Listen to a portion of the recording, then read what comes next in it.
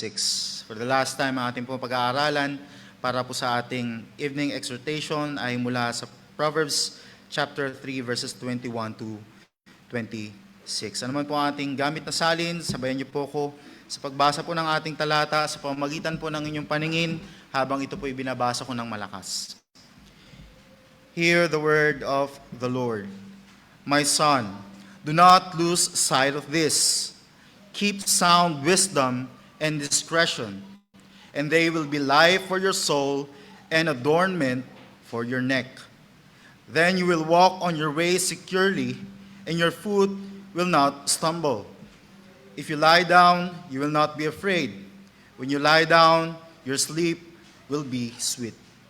Do not be afraid of sudden terror or of the ruin of the wicked when it comes. For the Lord will be your confidence and will keep your foot from being caught. Ito po ang salita ng ating Panginoon. Tanggapin natin sa ating puso at isipan. Ihanda natin ating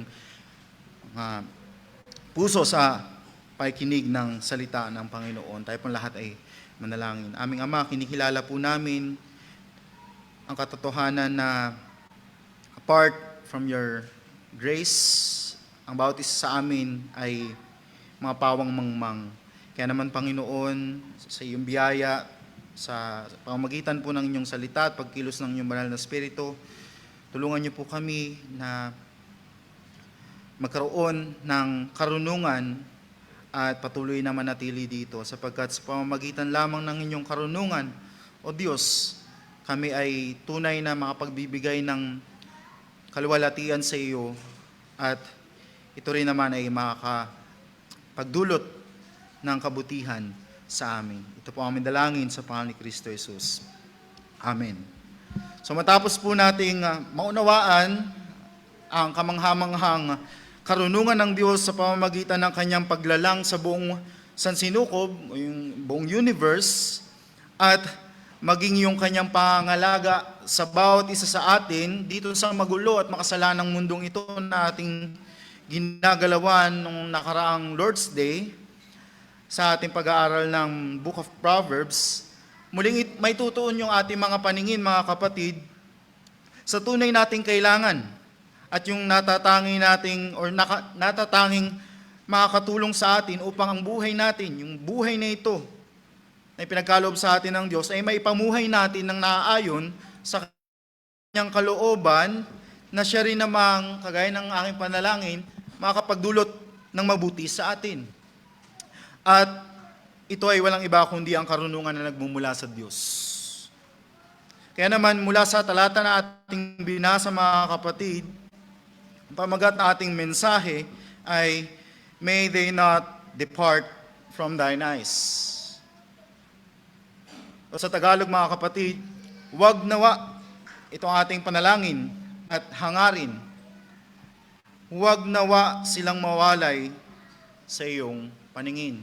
Wag nawa mawalay ang karunungan sa ating paningin, sa ating buhay, sa ating isip, sa ating gawi. Kaya naman yung talata natin sa gabing ito, mga kapatid, ay naglalaman ng isang pangaral at mga dahilan na tungkol sa paksang pinag-aaralan natin o pinag-uusapan natin sa Proverbs, sa Book of Proverbs. Ano yun? Wisdom. Karunungan. Sa unang bahagi, maririnig natin yung panawagan na tayo ay dapat manatili at magpatuloy sa karunungan. O sa English, the admonition to persist in wisdom. Makikita natin yan sa verse 21. At upang tayo ay mahikayat, tayo mahikayat na gawin ito, to remain, to dwell, to continue in wisdom, pag-aaralan naman natin, makikita natin sa ating talata, yung mga pakinabang na dulot ng karunungan. O yung tinatawag natin na advantages that wisdom provides. Mula sa verse 22 hanggang 26. Kaya, tumalon na tayo sa una nating talata. Verse 21, the admonition to persist in wisdom. Yung talata natin, nagsimula po sa isang pamilyar na pagtawag ng may akda sa kanyang kausap o kanyang pinapangaralan. At ano yung pagtawag na ito? My son. Anak. So pinapakita sa atin ng talata natin na itong sa tuwing maririnig natin to, mababasa natin to, ito'y nagbibigay sa atin ng cue na masinsinang usapan ito ng tatay sa kanyang anak. Yung father-son relationship. At sa katotohanan ito, yung father-son relationship, masinsinang pag-uusap, pinapakita lamang sa atin ito yung sinasabi ng tatay sa kanyang anak o yung sinasabi ng may akda sa mga kausap niya, at kasama tayo doon, itong bagay na ito na nais niyang sabihin sa atin ay dapat nating pakinggang maigi. At hindi dapat natin ito ipagsawalang bahala. Ano ba ito? Ano yung panawagang ito? Ano yung mahalagang pangaral o panawagan, exhortation, admonition ng tatay sa kanyang anak o ng may akda sa atin? Do not lose sight of this. Do not lose sight of this. Huwag nawa silang mawalay sa iyong paningin. Ano ba yung mga bagay na ito na hindi dapat mawalay o maialis ang ating mga paningin? Ano yung mga bagay na ito? Yung karunungan at kaalaman sa tamang pagpapasya. Bakit, mga kapatid? Dahil araw-araw, ito ang ating kailangan. Bawat araw ng ating buhay, kailangan natin ng karunungan. Kailangan natin ng kaalaman sa tamang pagpapasya. Sa madaling sabi, mga kapatid, yung panawagan sa atin ng may akda ng aklat na ito ay huwag tayong magiging mangmang. Huwag tayong maging mangmang. At kung nasumpungan na natin yung karunungan, huwag tayong aalis dito. Huwag nating lilisanin yung karunungan. Manatili tayo, magpatuloy tayo, lumago tayo. Yun yung sinasabi sa atin ng ating talata. Ito yung sinasabi sa atin ng may akda nitong Book of Proverbs. Mga kapatid, tandaan natin, kailangan nating palagian na mapaalalahanan ng katotohanan na ito. Bakit? Dahil sa saganang sarili natin, kung sa atin lang, kung wala yung biyaya ng Diyos, hindi natin susumpungin ang karunungan. At kung sakaling natagpuan natin ang karunungan, tayo ay mayroong tendency na ibaling ang ating paningin sa mga bagay na kamangmangan. Hindi ba? Kayo na rin mismo makapagsasabi, mga kapatid, ngayong araw na ito, or every Lord's Day na papaalalahanan tayo ng karunungan ng Diyos na walang iba kundi si Kristo Jesus.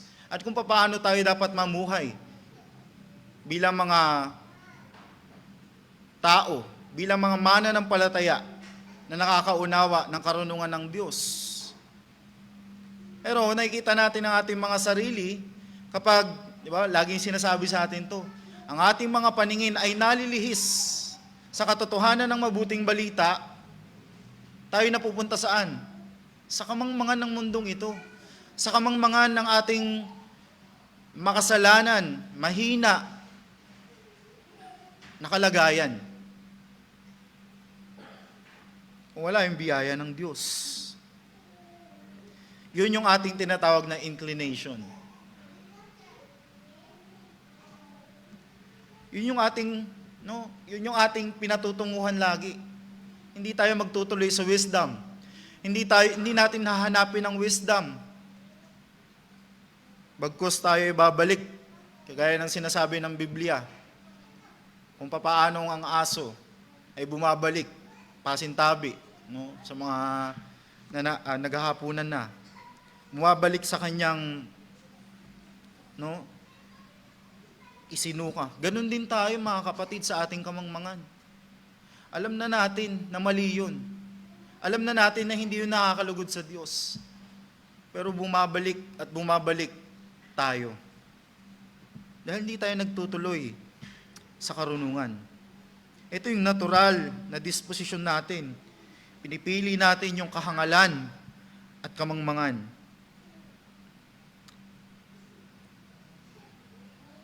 Kaya mga kapatid, paalala sa atin na walang panahon sa maiksi at masalimuot na buhay na ito na masasabi natin hindi natin kailangan ng karunungan. Sa mga magulang, araw-araw, kailangan nyo ng karunungan kung paano ninyo papalakihin ang inyong mga anak. Kung paano ang pamilya ay mapapangalagaan ayon sa karunungan nagmumula sa Diyos, ayon sa kanyang kalooban. Sa atin, na mga may trabaho, ginagamit natin o kailangan din nating magpatuloy sa karunungan sa mga trabaho na meron tayo. Sa mga pag-aaral, sa mga nag-aaral rather, kailangan natin ng karunungan. Hindi pwedeng sasabihin natin, hindi, stock knowledge na lang. No? Ayun, na-stuck ka, hindi mo masagot yung question 1 pa lang, hindi mo masagot, na-stuck ka na. No? Kailangan natin ang karunungan. Sa bawat yugto ng ating buhay, no, sitwasyon ng ating buhay, bata, matanda, lalaki, babae, lahat tayo. Kailangan natin ang karunungan. Lalong-lalo na sa mga panahon na gulong-gulo tayo sa buhay natin. May mga bagay sa ating buhay na kung saan nagbibigay sa atin ng pag-aalala, takot, pangamba. Lalo na sa panahon natin ngayon, mga kapatid. Di ba?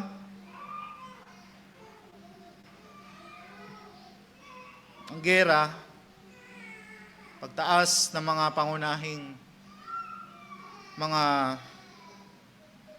binibili natin, nag-uumpisa sa gasolina, ang langis. Nakangamba tayo, malit na nga yung sahod ko. Malit na nga yung sahod ko, matatanggal na nga ako sa work, tapos tumaas pa yung di ba? Tumaas pa yung mga bilihin.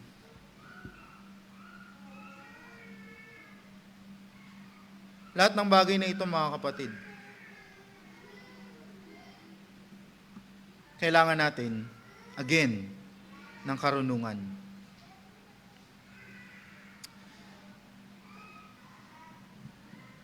Kaya, malinaw yung sinasabi sa atin. Verse 21 pa lang. Ito yung admonition sa atin. Ito yung panawagan sa atin. Manatili tayo sa karunungan. At ngayong narinig natin yung malinaw na panawagan sa atin ng Diyos sa pamamagitan ng may akda ng Book of Proverbs, na tayo manatili sa karunungan. At marahil tanong natin sa ating mga sarili, ano ba yung mapapala natin kapag nanatili tayo? Or una, kapag sinik natin, pinurso natin yung wisdom. O kaya, nalaman na natin, or nandun na tayo sa karunungan, ano yung mahihita natin? Ano yung mapapala natin kung tayo magpapatuloy dito? At dito, binibigyan tayo ng ating talata ng mga bagay na kung saan magbibigay sa atin ng motibasyon. Ano yun?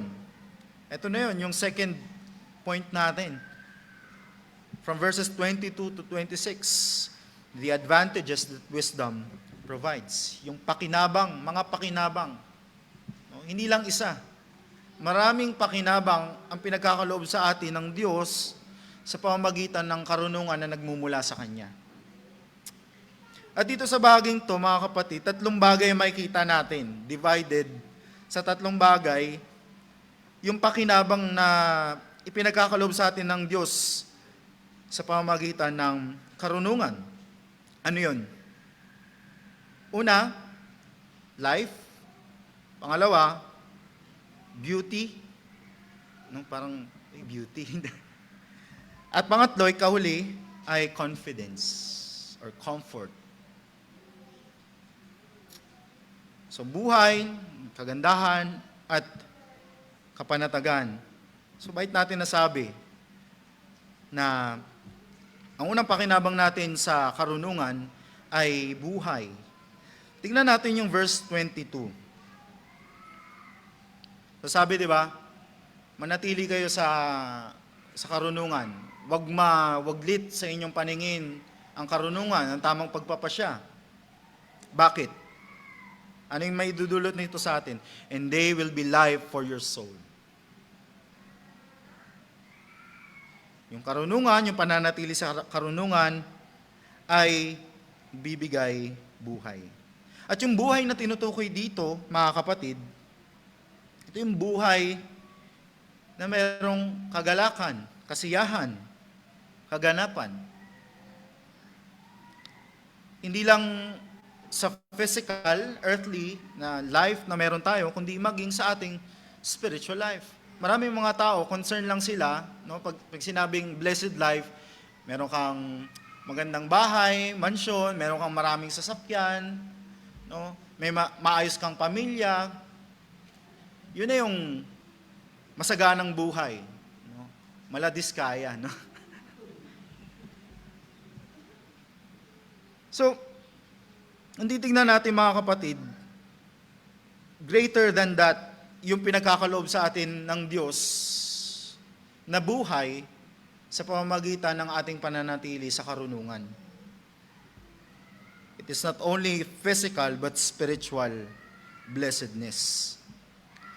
Sa madaling salita, mga kapatid, yung buhay na matatamasa natin sa pamamagitan ng pananatili sa karunungan ay isang buhay na tunay na ganap at kasiyasiya. At ang Diyos lamang ang makapagbibigay sa atin nun. Walang sino man dito sa mundo, walang anumang pera, walang anumang kayamanan dito sa mundo makapagbibigay sa atin ng buhay na naganap at kasiyasiya. Ang Diyos lamang, mga kapatid. At hindi ba, hindi ba naaalala natin ang sinabi ng ating Panginoong Jesucristo sa John chapter 10, verse 10? Ano yun? The thief comes only to steal and kill and destroy. I came that they may have life and have it abundantly. Complete life ang ipinagkakaloob sa atin ng Panginoong Jesucristo sa pamamagitan ng pananampalataya sa Kanya. Hindi natin sinasabi dito na yung prosperity preaching, prosperity gospel. Hindi ganun, mga kapatid, na kapag sumampalataya ka sa Panginoon, hindi ka na magkakasakit, no? Yayaman ka, lahat magiging okay. Hindi nga eh.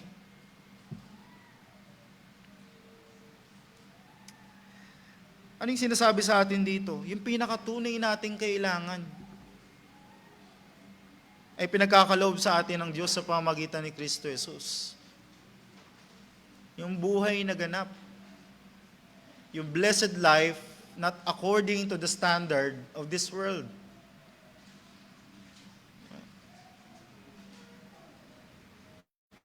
Nagkaroon ka ng maraming kayamanan, maraming pera, kahit anong pagkain, kahit anong bagay na bibili mo, tapos sabihin mo, #bless. Hindi ganun yun, mga kapatid.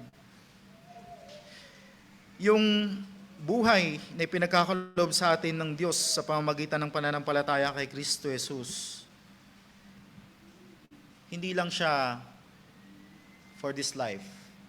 Hindi lang siya for body, physical. Hindi ba pinapaalala din sa atin ang katotohanan na ito? Ang ating kino-confess sa Heidelberg Catechism, Lord's Day 1 pa lang. What is your only comfort in life and in death? That I, with body and soul, both in life and in death, am not my own, but belong to my faithful Savior, Jesus Christ. Wala nang maitutumbas pa doon sa blessedness na meron tayo kay Kristo Jesus. Ephesians, malinaw. We are blessed beyond measure dahil sa ating Panginoong Jesucristo. Na lahat yung ating mga pangangailangan, hindi lang sa pisikal, maging sa kaluluwa, ipinagkakaloob ng Diyos at mailalapit natin sa Diyos. Dahil ang Diyos ay ang ating Ama, dahil kay Kristo Jesus. At minention sa atin ng author na ito, yung soul. Yung soul na tinutukoy dito, yung seat of our being. Yung seat of our affection. Bakit nagiging life for our soul ang pag-remain, pag-continue sa wisdom? Bakit? Habang nananatili tayo sa karunungan, nalalayo tayo sa anumang masasamang hangarin.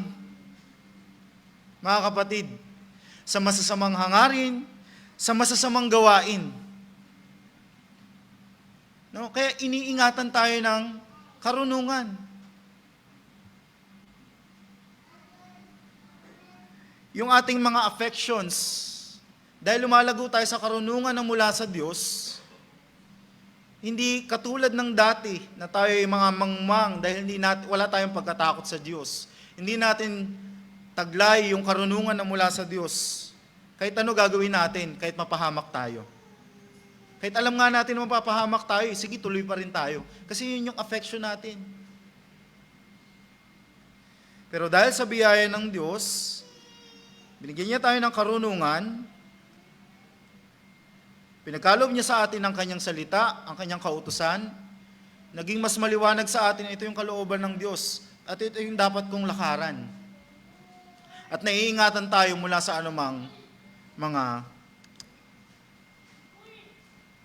pangyayari na pwedeng mangyari sa atin dahil sa ating kamangmangan.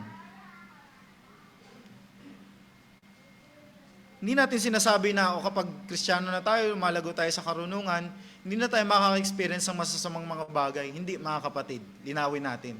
Hindi. May mararanasan pa rin tayo. It's either dahil yun sa dati nating ginawa, ng kamangmangan natin, o kaya sa kamangmangan ng ibang tao. Tayo ay nadadamay. Mga kapatid, isang paalala sa atin, ang bagay na ito. Huwag natin ipagpalit ang kayamanan ng karunungan sa kahangalan ng kamangmangan. Huwag natin ipagpalit. Yung iba, masaya pa no? Kapag gumawa sila ng hindi maganda, tuwang-tuwa pa sila, akala nila, ikinasikat nila yon. No, daming influencer sa Pilipinas, pero bad influencer. Di ba?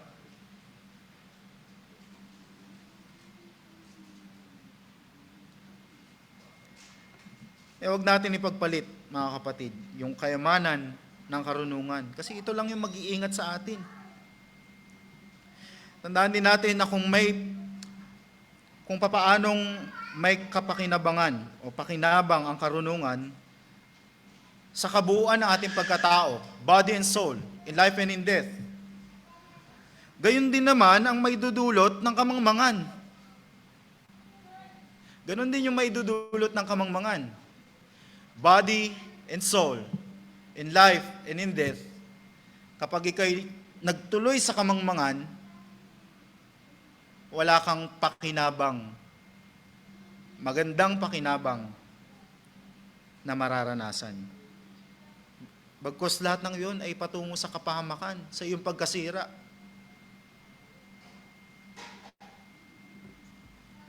So na-discuss na natin, pakita sa atin na buhay, yung ipinagkakaloob sa atin ng wisdom as we remain, as we continue kay wisdom.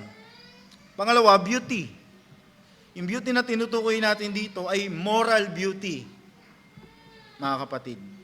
An adornment for your neck. Pakinggan natin ito mga kapatid. Wisdom makes a person beautiful or attractive. Nung sa ilat siya ng mga pagmumukha, ako na lang. No? Sa appearance na meron tayo, hindi naman tayo kaganda ang mga lalaki, mga babae. No? Baka may mag-disagree sa akin. No?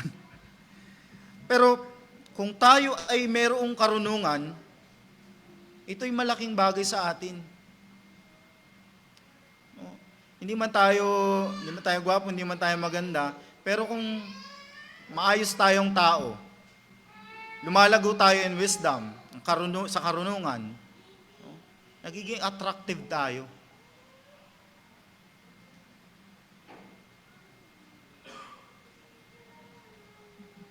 Yun yung advantage or benefit na binibigay sa atin ng karunungan. So, nagiging wise tayo sa mga decisions natin, sa mga panahon na encounter tayo ng mga problems. Mas nagiging maayos yung pag-solve natin sa mga bagay na ito. Hindi tayo padalos-dalos. Kaya kailangan natin patuloy na lumago sa karunungan. It adds beauty, hindi lang siya sa panlabas. No? Hindi lamang panlabas, pero nakikita din yun sa kung paano tayo kumilos, paano tayo mag-react sa mga bagay-bagay. No? It's inward, moral beauty.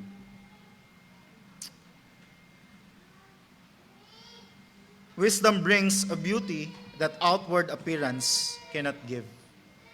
Well, marami dyan di ba? Okay sa appearance, pero no, in wisdom wala. At kawawa din naman yung mga taong wala nang ang outward appearance, wala pang wisdom, di ba? So, kailangan nating at least kahit sa wisdom na lang tayo lumagano. Punta tayo sa ikatlong benefit or advantage na binibigay sa atin as we continue sa wisdom. Ano yun? Confidence. Naalala ko ng confidence, di ba? Confidence, comfort. Pero ang pinaka-pinopoint dito mga kapatid, companion. Divine companion. Divine confidence, divine comfort, divine companion. Let me read yung portion na ito sa ating talata. Then you will walk on your way securely, and your foot will not stumble. If you lie down, you will not be afraid. When you lie down, your sleep will be sweet. Do not be afraid of sudden terror, or of the ruin of the wicked when it comes, for the Lord will be your confidence, and will keep your foot from being caught.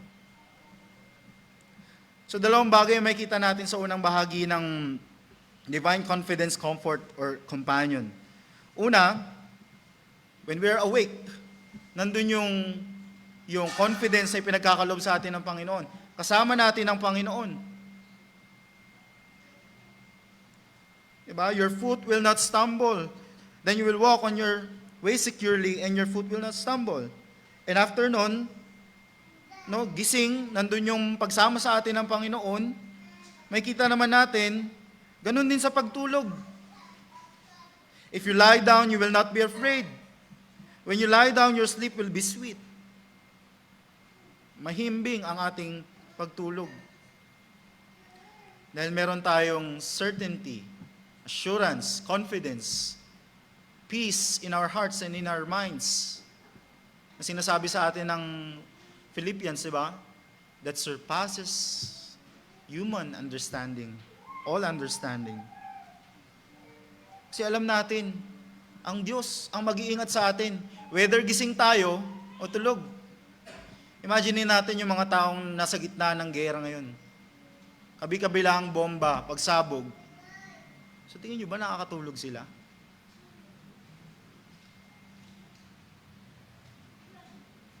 Masasabi ba natin na sweet ang kanilang pagtulog?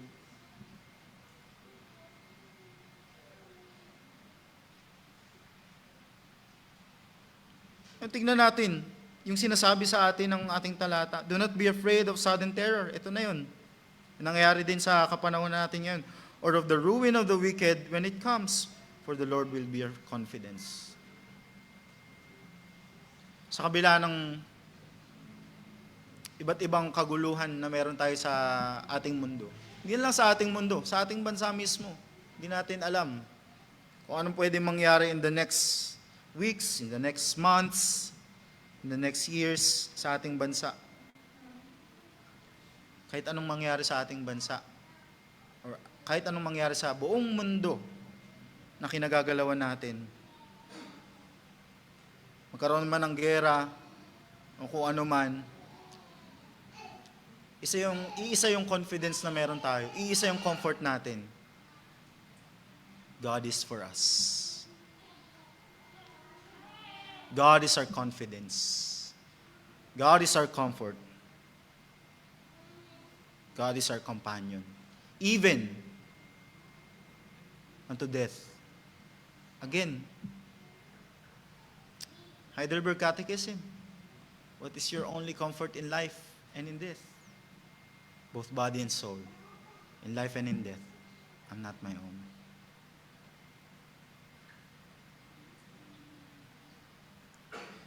At hindi ba, pag tinignan natin yung huling bahagi ng talata na ito, binabalik tayo dun sa palagi nating sinasabi kapag tayo tinatawag ng Panginoon upang sumamba sa Kanya. God will keep, the Lord will keep your foot from being caught. Let me read to you Psalm 121. To refresh our hearts, comfort our minds dito sa katotohanan na ito. Buksan natin ang ating mga Biblia, Psalm 121. I lift up my eyes to the hills. From where does my help come? My help comes from the Lord who made heaven and earth. He will not let your foot be moved. He who keeps you will not slumber. Behold, he who keeps Israel will neither slumber nor sleep. The Lord is your keeper. The Lord is your shade on your right hand. The sun shall not strike you by day, nor the moon by night. The Lord will keep you from all evil. He will keep your life. The Lord will keep you, your going out and your coming in, from this time forth and forevermore. Hindi ba comfort ito sa bawat isa sa atin bilang mga kabahagi sa tunay na Israel ng Diyos? Kaya nga, mga kapatid, muli paalala sa atin, let wisdom be our constant companion. Let the wisdom of God be our constant companion. And as we head sa huling bahagi ng exhortation na ito, isang paalala sa atin na ang ating Panginoong Jesucristo na siya mismong karunungan ng Diyos para sa ating kaligtasan, hindi lang siya lumago in stature and in wisdom. He remained on it. Nanatili ang ating Panginoong Jesucristo sa karunungan. Christ Himself has taught us and commanded us to remain in His teachings. Ito yung sinasabi ng ating Panginoon sa Matthew chapter 7, verse 24 to 27. Everyone then who hears these words of mine and does them will be like a wise man who built his house on the rock. And the rain fell and the floods came, and the winds blew and beat on that house.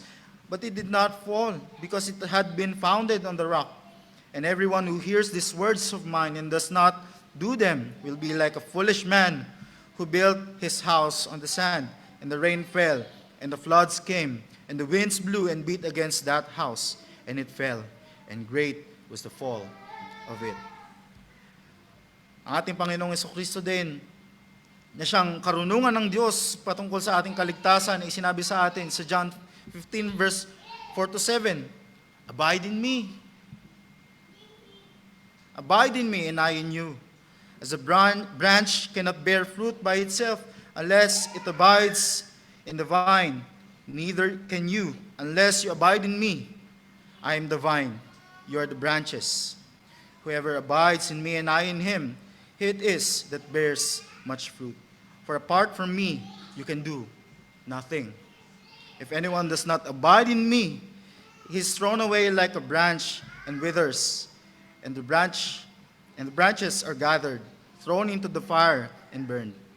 If you abide in me, and my words abide in you, ask whatever you wish, and it will be done for you. At maging ating Apostol Pablo sa Colossians 3:16 exhorts us, reminds us, commands us to dwell in the wise teachings of our Lord Jesus Christ. In Colossians chapter 3 verse 16, let the word of Christ dwell in you richly, teaching and admonishing one another in all wisdom, singing psalms and hymns and spiritual songs with thankfulness in your hearts to God. So madaling salita mga kapatid, again, summarizing this exhortation from Proverbs chapter 3 verses 21 to 26. Remain in wisdom. Remain in Christ. Remain in the teachings of Christ. In application, huwag tayo manawa mag-attend sa means of grace. Huwag tayo manawa umattend sa mga teachings na meron tayo like Sunday school, sa mga makakatulong sa atin upang tayo lumago sa ating pananampalataya. Huwag natin i-despise yung mga pagkakataong pinagkakaloob sa atin ng Panginoon upang tayo lumago in wisdom sa papaanong pamamaraan. Ganon din sa rebuke ng ating mga kapwa mananampalataya kung tayo ay nagkakamali. Sa pangangaral ng ating mga magulang para sa mga bata. Sa paggabay sa atin ng ating mga office bearers. In our private life, sa patuloy na pag-aaral ng salita ng Diyos. Ang mga bagay na ito, kailangan natin sa bawat araw ng ating buhay. Dadating na naman yung isang buong week. Meron tayong kasiguraduhan sa ating mga sarili na kung wala yung biyaya ng Diyos sa atin, babalik na naman tayo sa kamangmangan natin. Yung inihingi natin ng tawad kanina, yun at yun ang ating babalikan. O kaya ibang mga bagay na dulot sa atin ng mga kapwa natin nakakasalamuha sa kung saan man tayo niloob ng Diyos na ilagay. Kaya paalala sa atin mga kapatid, ang bagay na ito. Manatili tayo sa karunungan. Manatili tayo sa salita ng Diyos. Manatili tayo sa mabuting balita na nagbibigay sa atin ng karunungan kung paano tayo mamuhay nang may pasasalamat sa Diyos. At ito yung matitiyak natin mga kapatid. Kasama natin ang Diyos.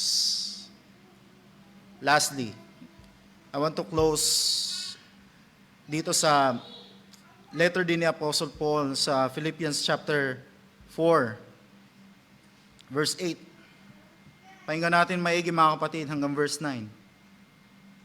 Finally, brothers, whatever is true, whatever is honorable, whatever is just, whatever is pure, whatever is lovely, whatever is commendable, if there is any excellence, if there is anything worthy of praise, think about these things. What you have learned and received and heard and seen in me, practice these things, and the peace of God, the God of peace, the God of peace will be with you. Tayong lahat ay manalangin. Aming Ama, maraming salamat po sa pagkakataon